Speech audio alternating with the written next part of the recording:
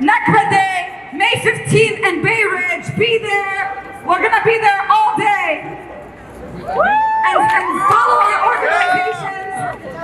Hit us up on Instagram at WOL Palestine or Palestinian Youth Movement or Samadut Network to see more actions that we're gonna announce in the coming days.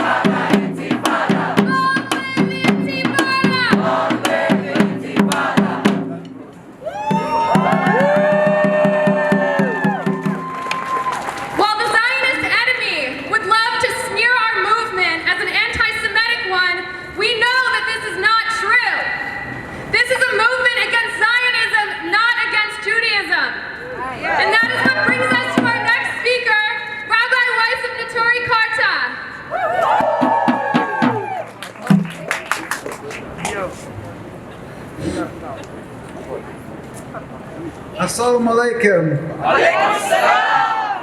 I pray to the Almighty that He should bestow upon me His truth, His wisdom, and that I be made worthy of conveying His message to people here, but really to people throughout the world. They should hear this message. This is a message that is going from the Jewish community, from occupied Palestine and around the world. We are Jews who are observant Jews, Jews who uphold the words of the Torah, people who are following the words of the Torah that the Zionists are using as a tool to occupy, to silence, to intimidate, to strike fear into people around the world and accuse them of being anti-Semitic if they speak up for the people of Palestine. Well, we are the ones who are upholding this Torah, and we are here to let the world hear a statement from us, to let the world hear what the Torah says. And that is one thing and one thing only, and that is that the occupation is unacceptable. It is against God.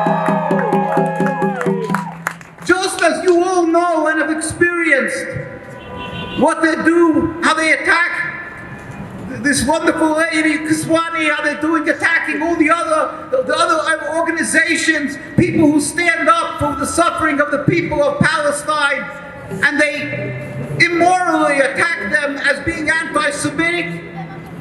And you know how false that is, how repulsive, how revolting to hear, and how there's just baseless these claims are.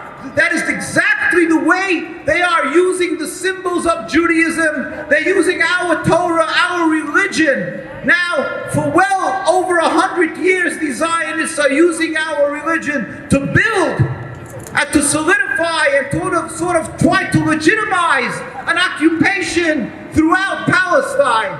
We will not stand by silently with the help of the Almighty and watch as our religion is being used for criminal acts, as our religion is being smeared and sullied. We will not be silent.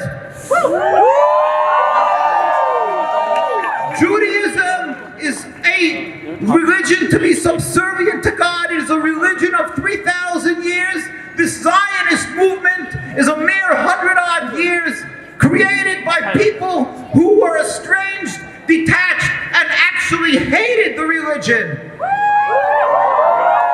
They were looking for a way, a convenient way, to create a political entity, a political movement.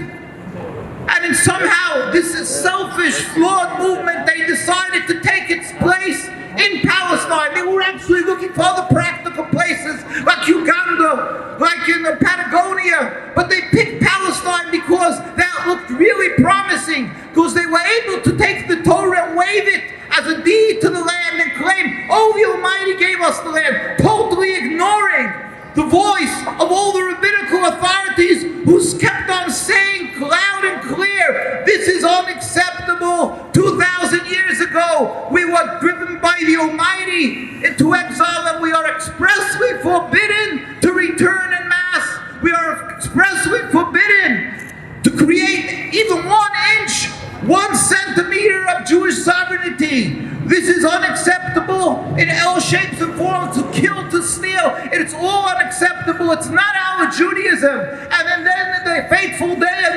1948, when the United Nations that was created not long before then decided to ratify this Zionist state, the so-called Jewish state, the leader of that Jewish community, and I was carried along with me, Rabbi Dushinsky of blessed memory, the chief rabbi, said, and again, not to be confused with the Zionist state and the chief rabbi, the clowns and that masquerade in the Jewish religion. We're talking about the representatives of the old Jewish community of Palestine.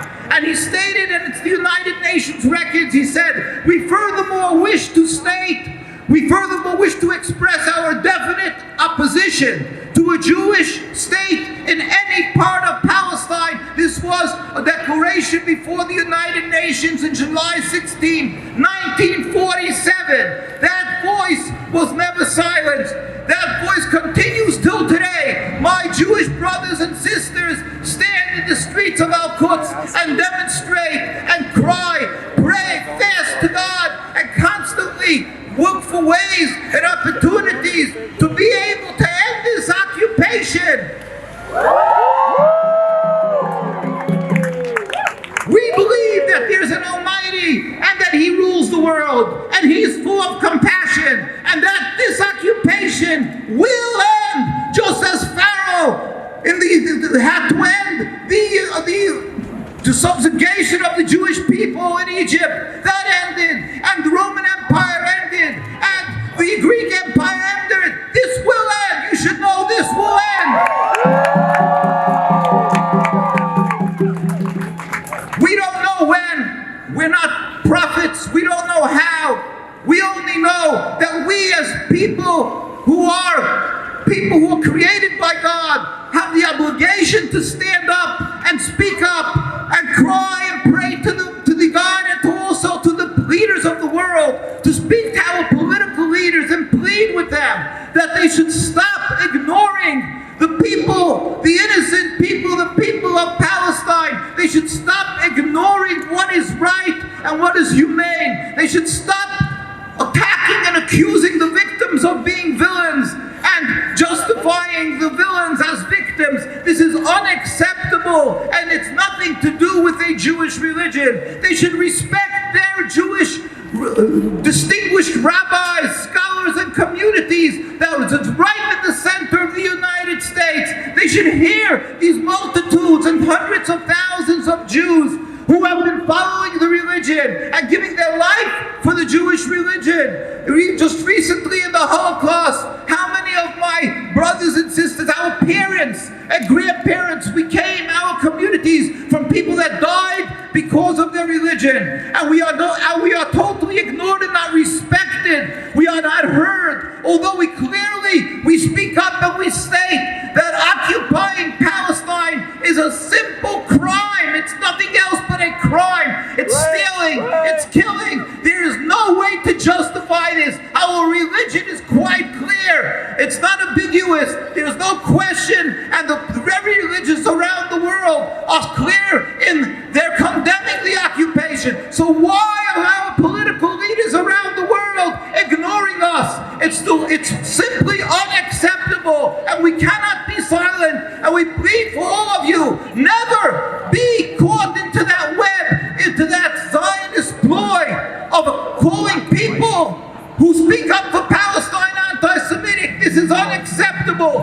Rather, we should be standing up and telling the people around the world that the people of Palestine don't have water, don't have food, don't have homes, don't have a life. Speak up, and at the same time, we should not be intimidated and not be afraid of being accused of being anti-Semitic, and we should pray to God that we should be able to have that day of a Palestine free of occupation where we could live together, embrace in harmony. Thank you. 1, 2, 3, 4. 1, 2, 3, 4. Zionism no more. Zionism no more. 5, 6, 7, 8. 5, 6, 7, 8. Israel's not the Jewish state. Israel's not the Jewish state. 1, 2, 3, 4.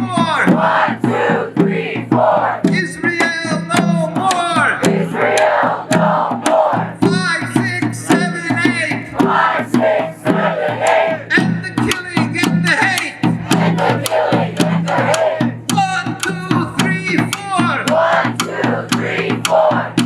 Israel no more. Israel no more. 5, 6, 7, 8, 9. 5, 6, 7, 8, 9.